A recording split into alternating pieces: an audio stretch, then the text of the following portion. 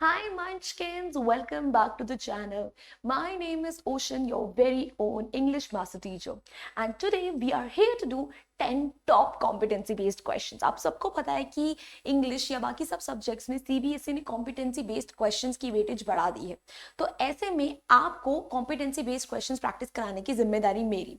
मैंने top 50 competency based questions आपको Wednesday को प्रैक्टिस कराई थी और आज उनमें से भी ज्यादा इंपॉर्टेंट और कुछ नए टॉप 10 कॉम्पिटेंसी बेस्ड क्वेश्चंस मैं आपको इस वीडियो में कराने वाली हूँ। तो बच्चा बाटी what are you waiting for? जल्दी से वीडियो को लाइक करो, चैनल को सब्सक्राइब करो and without any further ado आगे बढ़ते हैं। बेटा सबसे पहले मैं आपको बता दूं बच्चा बाटी कि भाई आप सबके लिए वेदांतु फ्री ऑफ कॉस्ट बहुत सारी चीजें प्रोवाइड कर रहा है, जहां पे हम आपको दे रहे हैं PYQ, sample papers, test series और ना जाने क्या क्या।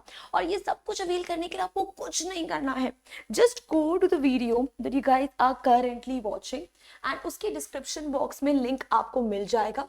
ये तो मैं कल की वीडियो यूज कर रही हूँ, तो यहाँ पर देखो this is the PDF that will open in front of you once you sign in करना पड़ेगा आपको और वो भी फ्री ऑफ कॉस्ट है। और इस पर क्लिक करते ही आपके सामने ये शीट खुलेगी जहाँ पे PYQ series, one shot, pre board marathon, NCERT marathon, उसके अलावा आपको most repeated questions, practice papers, practice test links, आपके लिए PYQ पेपर, समरी शीट, सब कुछ अवेलेबल है। आई थिंक मतलब इतनी अमेजिंग अपॉर्चुनिटी को तो आप छोड़ ही नहीं सकते। और सिर्फ इस सब्जेक्ट के लिए नहीं, आगे आने वाले सब्जेक्ट्स के लिए भी यहीं पर सारी चीजें अपडेटेड होंगी। तो प्लीज मेक श्योर करना कि आप इस चीज को जरूर अवेल करें। On that note, moving ahead, चलिए फिर let's start with our top 10 competency based questions, जिसमें पहला क्वेश्चन हमारा ये रहा। Now this is a very important question और ये आपका एक PYQ भी है, तो मतलब इस क्वेश्चन को ऑलरेडी बोर्ड एक बार पूछ चुका है, लास्ट ईयर बड़ा फेमस था। If Buddha were to summarize the life lessons of the ball poem, what would that sermon be? Think and create this address for people of your age. कि अगर बुद्धा जी को, ठीक है, बॉल पोम वाले बच्चे को समझाना हो, ठीक है, कि उसे कैसे अपने लॉस के साथ डील करना चाहिए, तो वो क्या बताएंगे? आई थिंक सेम ही चीजें बताएंगे कि आपको अटैचमेंट नहीं पालनी चाहिए। जो हर चीज आपके पास आज है वो क्या पता कल हो ना हो, ठीक है। लाइफ को प्रेजेंट में जीना चाहिए, ठीक है। अपनी लाइफ में अगर आप कुछ भी लूज करो तो उसके लिए एक्सेप्टेंस लानी जरूरी है, उससे मूव ऑन करना बहुत जरूरी है, ठीक है। और तभी आप लाइफ को एंजॉय कर सकते हो। आई थिंक यही कुछ की पॉइंटर्स रहेंगे। चलिए फिर आंसर देखते हैं। तो if Buddha were to summarize the life lessons of the ball poem, it would be as follows. कैसे कि लाइफ जो है एक नेवर एंडिंग प्रोसेस है सैक्रिफाइसेस का, हर जगह सैक्रिफाइस लगते हैं। जो भी आपको लाइफ में मिल रहा है, इट मे बी सीज्ड यानी it may be taken away, कभी भी आपसे छीना जा सकता है विदाउट एनी प्रायर नोटिस भी नहीं मिलता। सो कभी भी चीजों से इमोशनली अटैच नहीं होना चाहिए, चाहे लिविंग हो चाहे नॉन लिविंग हो। क्यों? क्योंकि अटैचमेंट होगा तो सेपरेशन पे आपको जरूर पेन होगा। एंड कोई भी चीज लाइफ में परमानेंट नहीं होती। अगर कोई चीज आपके पास आई है, definitely it has to take leave some day. And also taught that कि भाई लाइफ जो है हमारी मॉर्टल्स की है। मॉर्टल्स यानी कि जो चीज आज जिंदा है वो लाइफ में जिंदा रहे ना रहे पता नहीं। हमारी लाइफ ट्रबल्ड है, ब्रीफ, छोटी है, फुल ऑफ पेन है। एंड द ओनली वे जिससे कि हम पीस ऑफ माइंड ऑब्टेन कर सकते हैं वो कैसे है कि अगर हम सॉरो, कंप्लेन्स, ग्रीफ, इन सबका पीछा छोड़ दें, इन सबका पल्लू छोड़ दें, तो अगर हम सारी की सारी सेल्फिशनेस को सरेंडर कर दें, हटा दें, तो दैट इज वन वे जिससे कि हम इमॉर्टैलिटी यानी थोड़े से अमर हो सकते हैं। अमर कैसे होंगे कि लाइफ में हमें ना चीजों की परेशानी नहीं रही, ठीक है। Moving on to the question number 2. In the chapter, A Baker from Goa, the narrator talks about his childhood in Goa. कि बेकर फ्रॉम गोवा में जो नरेटर है वो अपने चाइल्डहुड की बात करता है। And his fond memories compare the childhood of Nelson Mandela with that. Oh my god, कि इनका चाइल्डहुड हमें कंपेयर करना है नेल्सन मंडेला से। तो बेकर फ्रॉम गोवा में सबसे पहले तो फ्रीडम थी। नेल्सन मंडेला जी के पास कोई फ्रीडम नहीं थी। बेकर फ्रॉम गोवा में वो आराम से लग्जरीज एंजॉय करते थे, रिचेस एंजॉय करते थे, ठीक है। उनके पास ब्रेड, बेगल्स होते थे। नेल्सन मंडेला जी जो है वो मीलीज खाते थे, यानी कि दलिया वगैरह खाकर अपना जीवन यापन करते थे। बेकर फ्रॉम गोवा में कोई भी स्ट्रगल नहीं थी, यहाँ पे एब्सोल्यूट बहुत ज्यादा स्ट्रगल थी। तो आई थिंक ये कुछ की डिफरेंसेस हैं जो कि आपको जरूर हाईलाइट करने चाहिए। ऑन दैट नोट चलिए फिर आगे बढ़ते हैं। तो भाई childhood memories of both the writers give us a glimpse of their traditions and cultures की, उनके ट्रेडिशंस और कल्चर्स के बारे में हमें पता चलता है दोनों के चाइल्डहुड की मेमोरीज से। जैसे नेल्सन मंडेला जो है, उन्होंने अपना चाइल्डहुड जो है फील्ड्स और स्ट्रीम के आसपास बिताया था। वहीं लूसियो रॉड्रिगेज यानी कि जो ग्लिम्पसेस ऑफ इंडिया के नरेटर हैं, उन्होंने इंग्लिश और पोर्चुगीज कल्चर से इंस्पायर होकर अपना पूरा चाइल्डहुड बताया है। मंडेला जी जो है वो पुअर फैमिली में पैदा हुए थे एंड जो भी उन्हें फील्ड्स वगैरह में मिलता था वही सब कुछ वो खाते थे, जैसे कि मीलीज, रोस्टेड मीलीज वगैरह। वहीं on the contrary opposite Lucio जो है वो एक वेल सेटल्ड फैमिली के थे, यानी अच्छी खासी रिच फैमिली थी जो कि ब्रेड बैंगल्स और डेलिकेसीज गोवा वगैरह में अफोर्ड कर सकती थी। और जो मंडेला जी जो है उनकी लाइफ में उन्हें बहुत स्ट्रगल करना पड़ा था बेसिक फ्रीडम के लिए भी। वहीं लूसियो जी के पास ये प्रिविलेज, ये एक राइट था कि वो भाई अपने आप अपनी लाइफ को इंटरप्रेट कर सकते थे, अपनी लाइफ को अपनी मन की तरह जी सकते थे, उनके पास फ्रीडम थी। करेक्ट? चलिए, moving on to the next one. You have been asked to present an evaluation of the approaches of the mothers of both the baby Seagull and Amanda.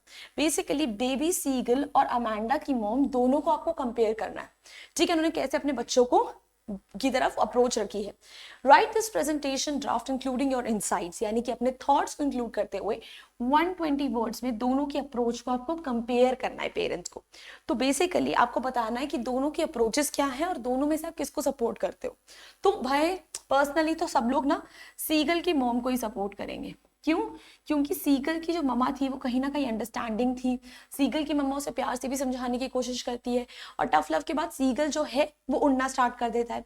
वहीं अमेंडा की मॉम बहुत controlling थी, restricting थी, जिसकी वजह से Amanda उनसे हमेशा दूर होती चली गई और अमेंडा में कोई सुधार भी नहीं आया।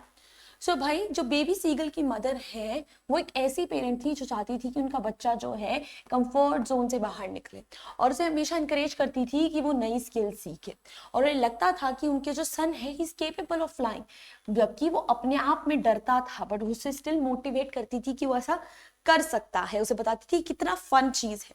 उन्होंने उसे डॉग फिश के छोटे छोटे स्क्रैप्स, टुकड़े भी ऑफर करे एज अ रिवॉर्ड, जो कि एक पॉजिटिव रीइंफोर्समेंट स्ट्रैटेजी है।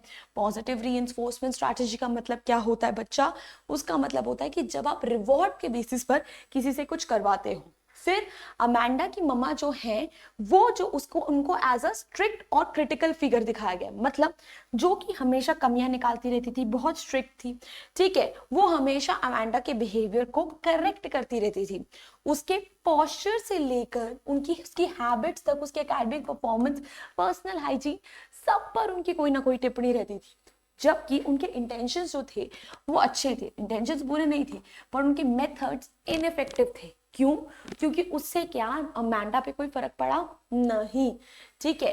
वो छोटी छोटी बातों पे निट पिकिंग होता है छोटी छोटी बातों पे टोकना, ठीक है, वो करती थी, जिसकी वजह से अमेंडा जो है अपनी मॉम से दूर चली गई और अमेंडा को अपनी मॉम के आसपास टेंशन और एंजाइटी के अलावा कुछ फील नहीं होता था और इससे अमेंडा और बुरा फील करती थी। तो कंपैरिजन करके हुए अमेंडा की मदर के साथ हम बोल सकते हैं सीगल की मॉम जो है शी इज मोर अट्यून्ड, यानी more in sync with her child, उनके साथ ज्यादा सिंक में है, उनको हम ज्यादा अप्रिशिएट करेंगे कि हाँ भाई इन्होंने अपने बच्चे को ज्यादा बेटर तरीके से हैंडल करा है, ठीक है। Moving ahead, you have been asked to give a speech on the topic the journey is more important than the destination। क्या आपको बोला गया है कि आपको जर्नी किस तरीके से डेस्टिनेशन से ज्यादा इंपॉर्टेंट है, उस पर एक स्पीच देनी है। और इस स्पीच का जो ड्राफ्ट है अगेन 120 वर्ड्स का होना चाहिए, बट रेफरेंस किसका ले रहे हो? Madam rides the bus versus the black aeroplane का। आपको बिगिनिंग और एंडिंग भी दे रखी है कि good morning everyone, today I would like to talk to you about how the journey that we experience in life is often more important than the destination. यही beginning देनी है। तो आपको बिगनिंग एंडिंग ना भी दिए हो तो स्पीचेस की ऐसे ही करते हैं। और एंडिंग कि to conclude that I would like to say thank you, ठीक है, I would like to say that कि हम लोगों को ये लर्न करना चाहिए यहाँ से या वो लर्न करना चाहिए, समथिंग लाइक दैट। आंसर देखते हैं। तो हमने बिगनिंग वैसे ही करती जैसे हमें दी थी। अब हम सबसे पहले मैडम राइड्स द बस की बात कर रहे हैं। मैडम राइड्स द बस में हमें बल्ली दिखी जिसको कि बस से ट्रैवल करना था, और जब बस से ट्रैवल कर रही थी वो हर मोमेंट को फुल्ली एंजॉय कर रही थी और जो उसके आसपास था उन साइट्स वगैरह को साउंड्स वगैरह को देख रही थी अच्छे से, एंड वो बहुत डिलाइटेड थी, खुश थी जब उसे एक यंग काउ दिखती है जो उसके सामने, बस के सामने कूद रही होती है। उसे कलरफुल शॉप्स, क्राउड, सब कुछ देखकर बड़ा मजा आता है। और जब वो सिटी पहुंच भी जाती है तब भी she did not gate of the bus, मतलब तब भी वो अपने बस से नहीं उतरती। तो उसके लिए डेस्टिनेशन मैटर ही नहीं करती, वो उसे एक्सप्लोर ही नहीं करती, रादर वो अपनी बस में ही रुक जाती है ताकि वो वापस घर जा सके। एंड इट वॉज ओनली जब काउ, यंग काउ जो है उसे डेड दिखती है, जिसकी वजह से उसकी स्पिरिट्स डैम्पन होती है, यानी वो थोड़ा सा सैड फील करती है। अदरवाइज उससे पहले उसने पूरी जर्नी एंजॉय करी। वहीं जो पायलट है ब्लैक एरोप्लेन का, उसके लिए उसकी डेस्टिनेशन इंपॉर्टेंट थी। क्यों? क्योंकि वो अपने घर वापस जा रहा था और उसे अपनी फैमिली से मिलने की बहुत एक्साइटमेंट थी। बट एक अनएक्सपेक्टेड स्टॉर्म ने, तूफान ने क्या कर दिया, उसकी जो भी जर्नी थी, जो उसे लग रहा था बहुत इजी है, इनसिग्निफिकेंट यानी कि अनइम्पॉर्टेंट है, उसे बहुत ज्यादा इंपॉर्टेंट बना दिया। एक ऐसी जर्नी, ठीक है, वो जो उसके लिए इनिशियली उसे लग रहा था उसके लिए मैटर भी नहीं करेगी, वो उसके लिए एक बड़ी मिस्ट्री बनकर रह गई थी। क्यों? क्योंकि उसकी हेल्प एक ऐसे पायलट ने करी थी जो कि पता नहीं कहाँ से आया और कहाँ चला गया, उसे खुद समझ नहीं आया। लेडी इन कंट्रोल सेंटर ने भी तो यही बोला कि पायलट तुम, कोई और पायलट नहीं था, तुम ही अकेले पायलट थे। तो कंक्लूड करने के लिए हम क्या कह सकते हैं कि जर्नीज ने उन्हें, उनकी कैसे इम्पैक्ट करा, उनसे उन्होंने कुछ ना कुछ सीखा। और हमें भी इसी तरीके से अपनी जर्नी को अप्रिशिएट करना चाहिए, जो भी हम चाहते हैं, क्योंकि जर्नी में ही हम लर्न करते हैं, ग्रो करते हैं, नई चीजों को एक्सपीरियंस करते हैं। And that's it, thank you. Moving on to the next question. Custard जो है, he was mocked for his cowardice, उसकी डरपोकता के लिए उसे हर कोई मजाक उड़ाता था, बट स्टिल उसने करेज दिखाई एंड उसी ने सबको बचाया भी। तो pick a character from any of the units, first slide में से ही पिक करना है, who displayed similar characteristics like custard, जो कस्टर्ड की तरह ही थे और जिन्होंने एक बहुत बड़े ट्रबलिंग इशू को ओवरकम किया, और उनके बीच में क्या सिमिलैरिटीज और डिफरेंसेस हैं वो भी बताने। तो आई थिंक सबसे अप्रोप्रिएट रहेगा इसके लिए हमारा बेबी सीगल। क्यों? क्योंकि बेबी सीगल जो है वो भी अपने आप में विश्वास नहीं रख रहा था, वो भी बहुत ज्यादा डरपोक था, ठीक है, कस्टर्ड की तरफ से लगा था वो उड़ नहीं पाएगा, but at the end of the day he started flying, उसने बहुत एंजॉय करा। बट बेबी सीगल और कस्टर्ड के बीच में डिफरेंस क्या है? सबसे मेजर डिफरेंस ये है कि कस्टर्ड ने अपनी जीत सेलिब्रेट कहीं नहीं की, वहीं बेबी सीगल ने अपनी जीत को अपनी फैमिली के साथ सेलिब्रेट करा। ठीक है, आंसर देखते हैं। सो आई थिंक जो यंग सीगल है ना, हिज फर्स्ट फ्लाइट से, वो कस्टर्ड को रिजेंबल करता है। क्यों? वैसे तो कस्टर्ड से डिफरेंट है, बट स्टिल कहीं ना कहीं रिजेंबल करता है। जो कस्टर्ड है वो बहुत ही हम्बल है, वो अपनी स्ट्रेंथ के बारे में बात नहीं करता, बट वो किसी प्रॉब्लम को फेस करने से डरता भी नहीं था। जबकि सीगल जो है वो वरीड था, वो अपनी फर्स्ट फ्लाइट ले नहीं पा रहा था। जो ड्रैगन है वो किसी भी सेलिब्रेशन में इन्वॉल्व नहीं होता जब वो पायलट को मार देता है, लाइक वी डिस्कस्ड, बट वहीं वो इन चीजों को कामली एक्सेप्ट करता है जब बाकी पेट्स ये बोलते हैं कि वो तो उससे भी ज्यादा ब्रेव है। ऑन द अदर हैंड जो सीगल है वो अपनी फर्स्ट फ्लाइट पूरी फैमिली के साथ सेलिब्रेट करता है, चीखता है, गाता है, और उसकी फैमिली मेंबर्स उसकी विक्ट्री में उसे ज्वाइन भी करते हैं। सो दे बोथ डिस्प्लेड ट्रू करेज, दोनों की ट्रू करेज है जब उनके पास सिचुएशन आई, और उन दोनों को ही उनकी फैमिलीज ने अंडर एस्टिमेट करा था, ये भी एक सिमिलैरिटी है। एंड उन्होंने प्रूव करा कि रियल करेज डेंजर को फेस करने में है, ना कि बोलने में कि हम तो इतने करेजियस हैं। Alright, moving ahead, would you describe the role of the fog as active or passive? Support your answer with reference to the poem fog, कि भाई क्या आप फॉग का रोल एक्टिव या पैसिव डिस्क्राइब करेंगे और आपको उसके लिए सपोर्टिंग रीजंस भी देने। तो भाई फॉग का रोल डेफिनेटली पैसिव था, एक्टिव नहीं था। क्यों? क्योंकि एक्टिव रोल होता तो वो सामने से आके कुछ करता, बट वो बहुत ही साइलेंटली आता था, चला जाता था और बैकग्राउंड में ही रहता था। हेंस हम बोल सकते हैं कि उसका रोल जो है पैसिव ना होकर एक्टिव था। ठीक है, एक्टिव होता तो वहीं रहता, जाता थोड़ी। So its role can be described as passive. क्यों? क्योंकि वो परमानेंट नहीं है, वो एक कंटिन्यूड मोड में था, वो बस आता था, ऑब्जर्व करता था, चला जाता था। और उसका रोल इन लाइंस में साफ साफ डिपिक्ट होता है कि it sits looking over harbour and city on silent haunches and then moves on. वो बैठता है, चुपचाप ऑब्जर्व करता है और चला जाता है। अगर वो कोई एक्शन ले नहीं रहा तो भाई वो कौन सा एक्टिव रोल प्ले कर रहा है? करेक्ट। मूविंग अहेड, दो the play revolves around 3 people. कौन सा प्ले? प्रपोजल.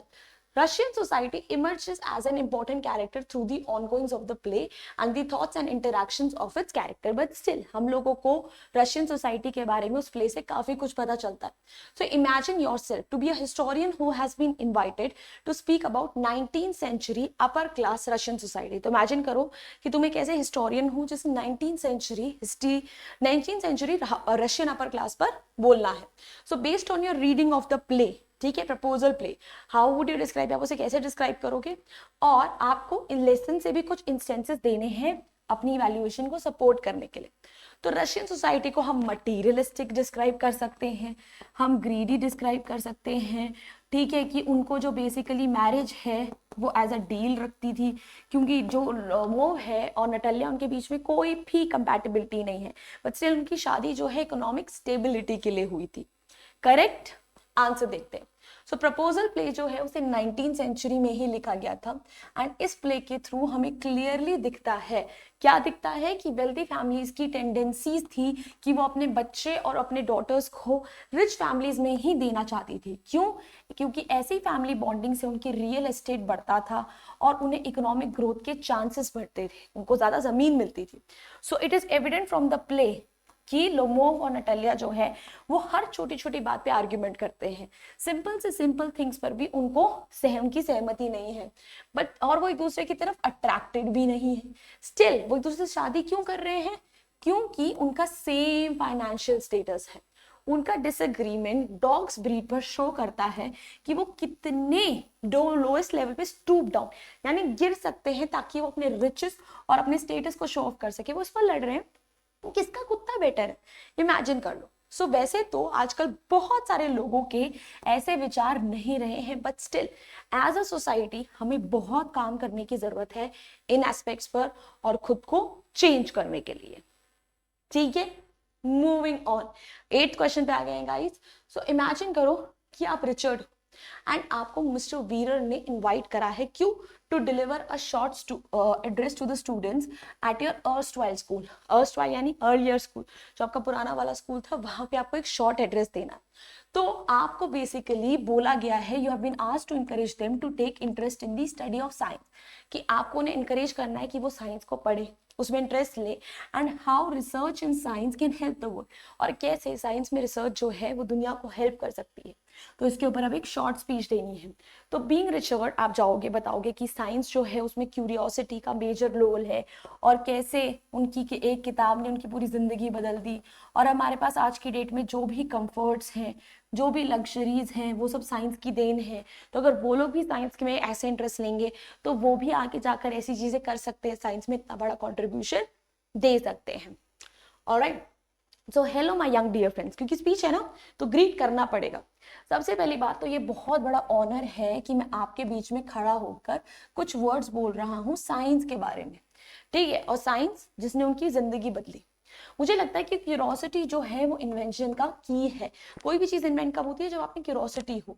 कि एज अ चाइल्ड मैं हमेशा से बहुत क्यूरियस था ये जानने के लिए कि कोई भी चीज बेसिकली होती क्यों है, और क्यूरोसिटी की वजह से मैं बहुत एक्सपेरिमेंट्स करता था, और एक्सपेरिमेंट्स की वजह से कंक्लूजन्स, और कंक्लूजन्स की वजह से फाइनली इन्वेंशंस. तो तुम्हें पता होगा कि इन्वेंशंस के पीछे बहुत सारी रिसर्च लगती है, बहुत सारे साइंटिस्ट, बहुत सारी रिसर्च लगती है, और साइंटिफिक डेवलपमेंट्स की वजह से ही आज हमारे पास इतनी सारी लाइफ में फैसिलिटीज हैं. तो छोटी सी नीडल या बड़ा सा एरोप्लेन, ये सब कुछ हमारा क्या है? हार्ड वर्क और हमारे साइंटिस्ट के पेशेंस का ही नतीजा है. एंड आई फील, मुझे ऐसा लगता है कि हर चाइल्ड को अपनी लाइफ में साइंस को पिकअप करना चाहिए, ठीक है, ताकि वो आगे कॉन्फिडेंस से बढ़ सके, उनकी लाइफ में आगे बहुत कुछ अच्छा हो. और वो उन्हें बोल रहे हैं कि क्रैमिंग बंद कर दो, रटना बंद कर दो, ठीक है, और मस्त तरीके से चीजों को एक्सपेरिमेंट करना स्टार्ट करो ताकि आप चीजें लाइफ में सीखो. सो थैंक यू ऑल कि आप लोगों ने मुझे ये अपॉर्चुनिटी दी, एंड दैट्स इट. ठीक है, moving on to the 9th question. Second last question हम पहुंच भी गए. So Madame Forestier, she writes a diary entry after having met Matilda, knowing the truth and seeing the transformation in her friend. कि Madame Forestier जब अपनी friend Matilda से मिलती हैं उसको इस हालत में देखती है तो वो एक डायरी लिखती है। Write a short diary entry as madam Forestier about your encounter and how you felt, कि आपको मटिल्डा से बेसिकली मिलकर कैसा लगा, इस पर एक डायरी एंट्री लिखनी है।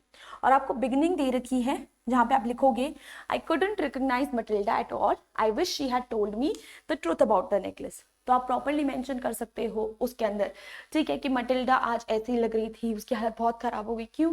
क्योंकि वो फेक नेकलेस उसे जो लगा कि रियल है, उसके लिए उसने बहुत उधार लिया।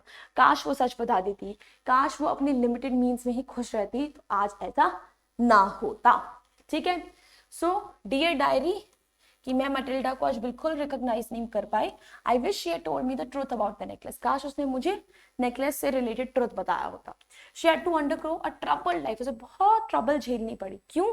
ताकि वो एक ऐसे नेकलेस का प्राइस फेस कर सके जो तो सिर्फ 400 फ्रांक्स का था, और वो आज की डेट में एक प्रिटी वुमेन नहीं है। और मैं बहुत सरप्राइज्ड हूँ। क्यों? क्योंकि इतने अच्छे रिलेशंस होने के बावजूद, डिस्पाइट सच गुड रिलेशंस, ठीक है, उसने मेरे साथ ये न्यूज़ शेयर नहीं करी कि उससे मेरी पीस ऑफ ज्वेलरी खो गई थी, वो भी गलती से, एक्सीडेंटली। मुझे याद है कि वो हमेशा अपनी स्टेटस को क्रिटिसाइज करती थी, उसे बिल्कुल अच्छा नहीं लगता था कि वो गरीब है। बट जो हार्ड टाइम उसने देखा है, उसने उसे रियलाइज करा दिया कि हर किसी को अपनी जो भी चीजें हैं उन्हीं को वैल्यू करना चाहिए, उसी में खुश रहना चाहिए। That's all for now. Bye. Good night. Madam Forestier. Diary entry अगर लिखने को है तो उसका फॉर्मेट ध्यान रखना, बस कि डे लिख रहे हो, डियर डायरी लिख रहे हो, अपनी फीलिंग्स लिख रहे हो, और बस यही सब। ठीक है, on to the last question of the day. अब इमेजिन करो that you are Bholi and you have been invited to by a girl secondary school, कि आपको एक सेकेंडरी स्कूल में इनवाइट करा हुआ है गर्ल के, in another village, to address a group of students about being independent, fearless and breaking stereotypes, कि आपको इंस्पायर करना है कि वो भी लाइफ में इंडिपेंडेंट हो, फियरलेस हो, स्टीरियोटाइप्स यानी जो धारणाएं हैं हमसे जुड़ी हुई वो तोड़े।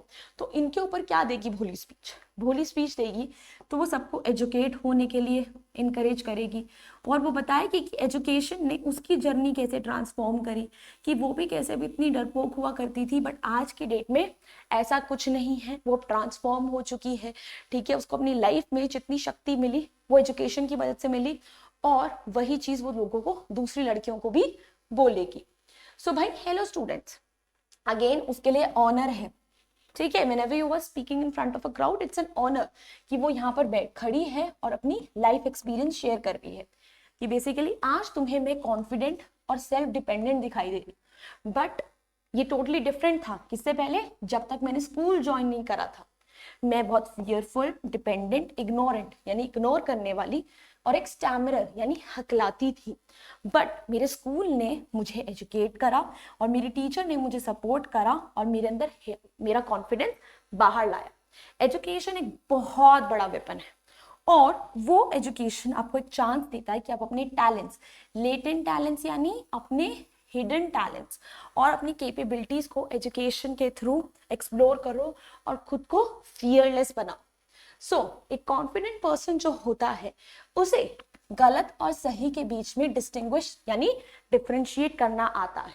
आपको 2 बार कोई भी स्टीरियोटाइप एक्सेप्ट करने से पहले सोचना चाहिए कि लड़कियां जैसे ड्राइव नहीं कर सकती, लड़कियां जो होती है बहुत कमजोर होती है, ये सब चीजें एक्सेप्ट नहीं करते क्योंकि सोसाइटी ने हमारे लिए लेकर ही है, क्या पता उन्हें हम कैसे। एजुकेशन के थ्रू मैं इतनी करेज मस्टर यानी कि गैदर कर पाई कि मैंने एक ग्रीडी आदमी को मैरी करने से मना किया कि मैं उससे शादी नहीं करूंगी, और मैं अपने पेरेंट्स के अगेंस्ट गई, और मेरे पेरेंट्स को उसने डिस्ग्रेस करा था यानी उनकी उसने बेइज्जती भी करी थी, तो मैंने उन्हीं के लिए उससे शादी करने के लिए मना किया। एंड आज मैं अपने भाइयों की तरह अर्न कर सकती हूँ, मैं फाइनेंशियल सपोर्ट दे रही हूँ अपने पेरेंट्स को। और लास्ट में मैं यही कहना चाहूंगी कि एजुकेट योरसेल्फ और अपनी रियल वर्थ जो है दुनिया को दिखाओ। Thank you and good luck. And that's it. अपनी रियल वर्थ आपको भी दुनिया को दिखानी है guys, don't be scared of that. And that's all from my end. Also this is a telegram channel, please make sure करना कि हमारी community यहाँ भी join करो for BTS reminders, PDFs and you know more। और please याद रखना 12 बजे ग्रामर के 50 मोस्ट इंपॉर्टेंट क्वेश्चंस आ रहे हैं, ठीक है, प्लीज ज्वाइन कर लेना। और फिर 4 बजे फुटप्रिंट्स विदाउट फीट के ऊपर आपके लास्ट 1 शॉट है, सब कुछ हम डिटेल में डिस्कस करेंगे, तो प्लीज बेटा ज्वाइन कर लेना। Also, this is our Instagram handle. Feel free to ping me over here as well. And lastly, if you enjoyed this video, hit the like button, share it with your friends, and do not forget to subscribe to our channel as well. Bye bye. Hasta la vista. फिर मिलेंगे पढ़ते पढ़ते.